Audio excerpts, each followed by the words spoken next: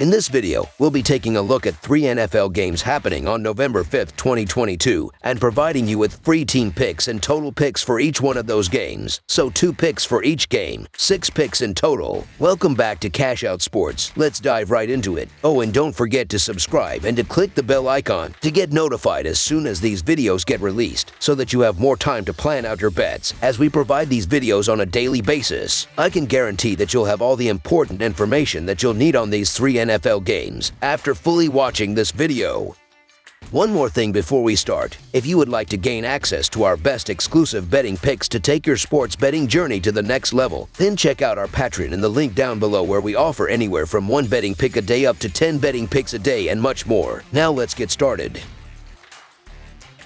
Indianapolis Colts versus New England Patriots. Gillette Stadium will welcome in the Indianapolis Colts for a tilt versus the Patriots. Last week, the Colts were favored by 3 versus Washington at home, but wound up losing by 1, 17-16, on a last-minute touchdown. New England were also 3-point favorites last weekend and covered with a 22-17 win at the Jets. Forecasts are calling for above-average temps in the mid-70s for kickoff. The Colts are 3-7 in their last 10 games overall. The Patriots are 5-0 in their last 5 games in November. The over is 9-1 in the last 10 meetings played between the two teams. The home team is 4-0 against the spread in the last 4 meetings. There was once a time when this matchup was one of the most heated rivalries in the AFC, and everyone gathered around to watch Tom Brady versus Peyton Manning. Today, this game tells a much different story, as Mac Jones versus Sam Ehlinger just doesn't have the same appeal, especially when Colts head coach Frank Reich just fired his offensive coordinator, and the idea of Bill Belichick scheming against an inexperienced quarterback has the entire city of Indianapolis in a state of nausea. Things seem pretty straightforward when looking at this game, right? Maybe not. The Colts are spiraling out of control. Former OC Marcus Brady became the fall guy when Matt Ryan proved to be washed up. Jonathan Taylor is injured, and the team has lost its last 2 games and is sitting with a sub-.500 record. Ehlinger looked overmatched in his debut last week, and the team's biggest response, personnel-wise, was to ship Nyheim Hines off to Buffalo in exchange for Zach Moss and a 6th-round pick. Meanwhile, the Patriots bounced back from an embarrassing loss to the Bears by manhandling the Jets. Their defense has stifled offenses like the Browns and the Lions, and while their offense could hardly be called electric, they do seem to stay in control quite a bit because of the strength of their ground game. With all of this, you have to ask yourself, why is the spread less than a touchdown if all of this is working against the Colts and in favor of the Patriots? You would think the Patriots could handle this team, but the key for the Colts is their rushing attack. With Taylor out, Deion Jackson should lead the way. It's going to be about ball control and time of possession. Frank Reich is going to push the run hard, in a game dominated by the ground attacks. I want to be on the side getting the points, so the Indianapolis Colts to cover the spread as underdogs is our full game side pick. The Colts offense is averaging 16 points, while their defense is giving up 20 points per game. The Patriots offense overall is averaging 22 points, while their defense is giving up 20 points per game. The over has cashed in 8 of New England's last 9 played at home, as well as in 11 of the last 16 that the Patriots have played versus an opponent from the AFC. The over has cashed in each of the last 6 times that Indianapolis has visited New England. Over the projected total is our full game total pick.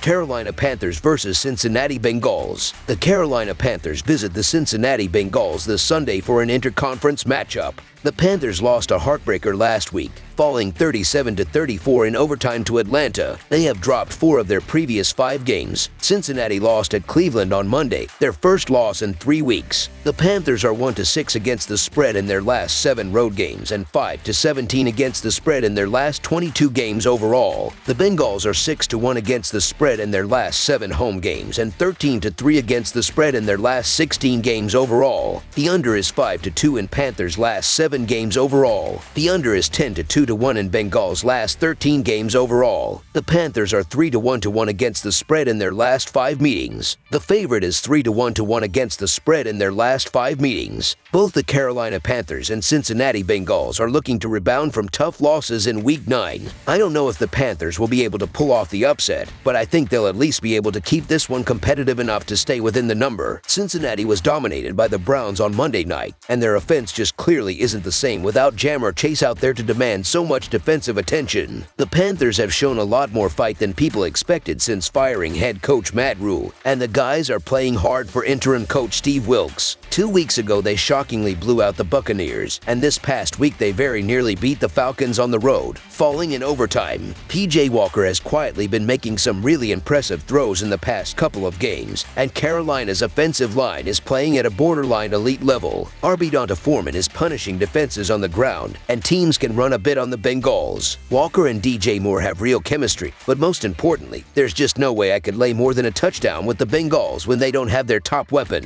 QB Joe Burrow still doesn't trust his protection, and now he's going to have Brian Burns bearing down on him. The Panthers have covered the number in each of the last 2 weeks, and I think they can do it again. So the Carolina Panthers to cover the spread as underdogs is our full game side pick. The Panthers' offense has been productive recently. They scored 21 points against a strong Bucs defense 2 weeks ago and 34 points against the Falcons last week. The rushing offense collected a remarkable 169 yards last week, and the Bengals can be solved on the ground, placing 21st in the NFL. In addition, the Bengals should feast on a defense that ranks in the bottom 10 in most defensive categories. Carolina has surrendered at least 24 points in 4 out of their last 5 games. They rank second to last in the NFL in sacks, so I expect Burrow to have plenty of time in the pocket. Also, the Bengals have averaged a solid 27 points in their 3 home games on the season. This low total doesn't give enough credit to the weapons in Cincinnati's arsenal with Mixon, Higgins, and Tyler Boyd. As long as the Panthers keep up their competitive spirit, as they have so far under Coach Wilks, I see this game going back and forth long enough to justify believing the total goes past the set total. The over is also 4-0 in the Panthers' last 4 games against a team with a winning home record. Over the projected total is our full game total pick.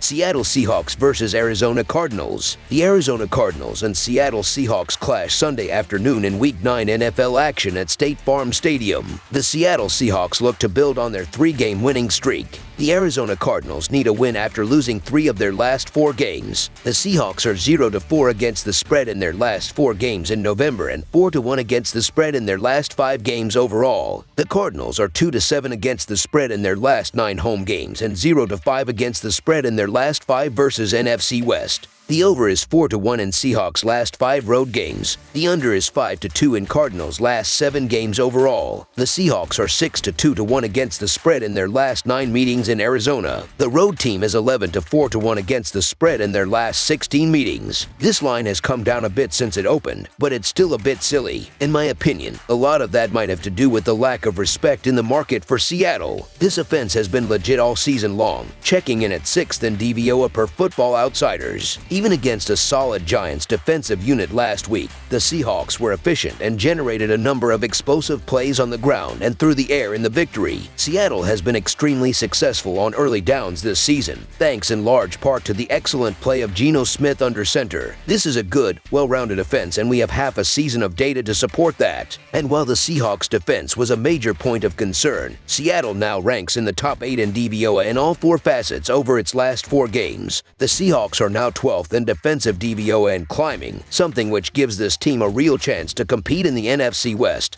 And beyond this season, the playoff hopes could easily become a reality in a weak NFC this fall. But even disregarding the Seahawks' rapid improvement over the last 4 weeks, a primary reason for backing Seattle in this one is fading Cliff Kingsbury as a favorite, specifically at home. This Cardinals team is going nowhere fast and still can't win a close game at home. In fact, Arizona is 1-8 in the last 9 games in this rivalry at home. That's awful even for Kingsbury's standards. This team is extremely undisciplined, and it shows each week with penalties and lack of execution. The Cardinals are 26th in offensive DVOA and 19th in total defense DVOA, which doesn't bode well against an efficient and effective Seattle offense. And while Kyler Murray does have occasional moments of brilliance, his inconsistency is indicative of the Cardinals' performance to this point. The Arizona Cardinals are in must-win mode, and they are in a better position to win with Hopkins back on the roster. However, the Cardinals being favored is a bit strange given that they've had no home success dating back to last season, and they're not playing well on either side of the ball. The Seattle Seahawks have clearly played the better ball, and that includes having an offense that's 4th in scoring. A Cards victory wouldn't surprise me, but we're getting the better team in the underdog role, and it's just that simple. Don't be surprised if Seattle continues to surpass expectations. So the Seattle Seahawks money line is our full game side pick.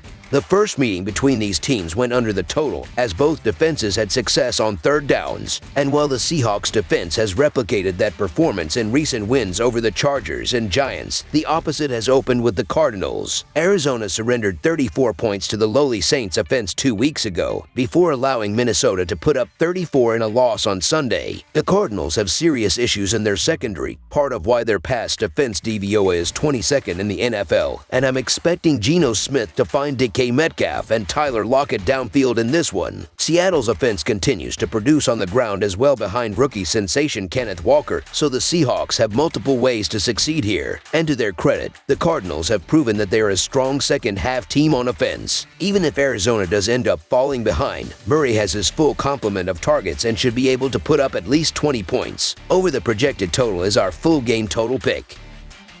That's all for now, so if you have any other games you would like reviewed, then leave a comment down below with the game you would like analyzed. Subscribe to our channel, leave a like on this video, and we'll get to it as soon as we possibly can. We would also love to hear your opinion on the picks presented to you in this video, whether you agree or disagree with them, so leave a comment down below and do let us know.